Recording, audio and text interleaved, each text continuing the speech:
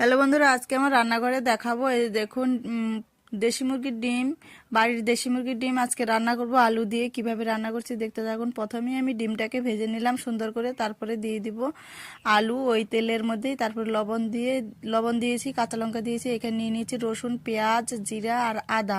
সুন্দর করে বেটে নেব। বেটে নেওয়ার পর আমি দেখুন সবজিটাও ভালো করে কিন্তু কষানো হয়েছে। হলুদ দিয়ে দিব, মশলা দিয়ে দিব, সুন্দর করে কষিয়ে নেব। সবজিটা বেশ করে কষিয়ে নেওয়ার পর তারপরে দিয়ে দিব আমি জল দিয়ে যখন আমি একটু নেড়ে চেড়ে নিচ্ছি, দেখুন ঝোলটাও আমার ফুটে এসে তখন আমি দিয়ে দিব ডিমটা দিয়েই নেড়ে চেড়ে নামিয়ে নিব। তারপর আমি ফোড়ন দিব। দেখুন আবারও তেল দিয়েছি, কড়াইটা পরিষ্কার করে এইখানে নিয়ে নিব। আমি জিরা দিয়েছি তেলের মধ্যে, শুকনো লঙ্কা দিলাম, পেঁয়াজ দিলাম। সুন্দর করে পেঁয়াজটাকে লাল লাল করে ভেজে তরকারিটা ঢেলে দিব। ঢেলে দেওয়ার পর আমি দিয়ে দিব এখানে গরম মশলা বাটা। ভিডিওটা ভালো লাগলে অবশ্যই সাবস্ক্রাইব, লাইক করে পাশে থাকবেন।